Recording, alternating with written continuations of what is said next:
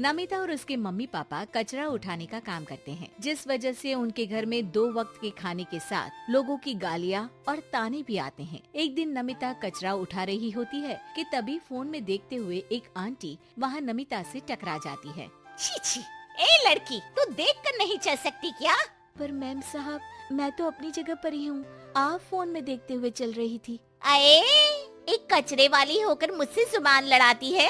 अब घर जाकर दोबारा नहाना पड़ेगा, पूरा गंदा कर दिया। कितनी बदबू आ रही है। ऐसा बोलते हुए आंटी वहाँ से चली जाती है और उनकी बातों से दुखी नमिता आंखों में आंसू लिए काम करती रहती है। इसी तरह दिन बीतते हैं और एक दोपहर नमिता अपनी मस्ती में गाना गुनगुनाते हुए कचरा इकट्ठा कर रही होती है कि तभी जिंदगी एक सफर है सुहाना, यहाँ कल क्या हो किसने जाना, जिंदगी। तभी उसकी टक्कर मोहन से हो जाती है। अरे देखकर काम करो। मुझे माफ कर दीजिए साहब, गलती से टक्कर हो गई, मैंने जानबूझकर कुछ नहीं किया। ऐसा कोई जानबूझकर भला करेगा भी क्यों, कुछ नहीं होता।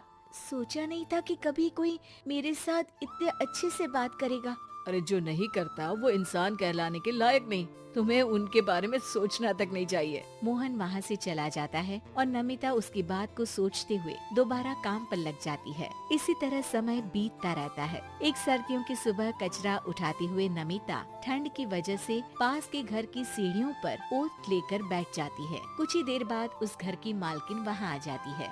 हाय तौबा, मेरा सारा घर गंदा कर दिया। अरे मैं घर के सामने गंदगी नहीं होने देती और तू पूरी की पूरी गंदगी मेरे घर की सीढ़ियों पर ही आकर बैठ गई। मालकिन, ठंड बहुत है इसलिए कुछ देर बैठ गई, अभी चली जाती हूँ और सफाई भी कर दूंगी। अरे यहाँ बैठकर घर पहले ही गंदा कर चुकी है, अब छूकर अशुद्ध भी करना चाहती है।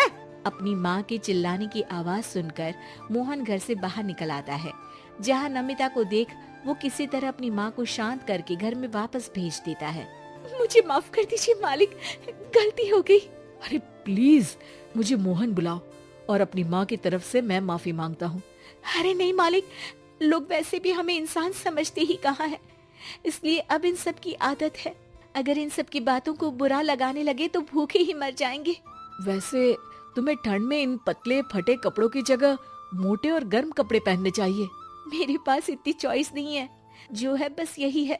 और जब घर में मम्मी पापा भूखे बैठे हो तो क्या सर्दी और क्या गर्मी। चलती हूँ साहब। नमिता तो वहाँ से चली जाती है, लेकिन अब मोहन उसके बारे में सोचना ही बंद नहीं कर पाता। कुछ दिनों बाद नमिता दोबारा कचरा उठाने मोहन के घर के पास आती है, जिसे देख वो एक नया गर्म सूट लेकर उसके पास आता है। ये तुम्हारे लिए है।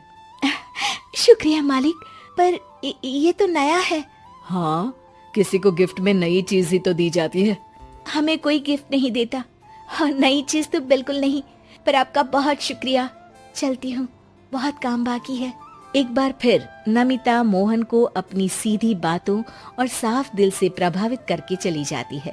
अब मोहन उसकी बातों और सोच में खोया रहने लगता है। जितनी बार नमिता उसके घर के करीब आती है, वो किसी न किसी बहाने उससे मिलता रहता है। ये सिलसिला लंबा चलता है, जिसमें धीरे धीरे दोनों एक दूसरे से प्यार करने लगते हैं। नमिता, क्या तुम मुझसे शादी करोगी? मुझे नहीं लगता कि ये सही है। तुम्हारे घर वाले और समाज के लोग मुझे कभी नहीं अपनाएंगे। मेरी वजह से तुम क्यों अपना जीवन खराब करना चाहते हो? मेरा जीवन तुमसे शादी करने के बाद नहीं, बल्कि शादी नहीं करके खराब होगा।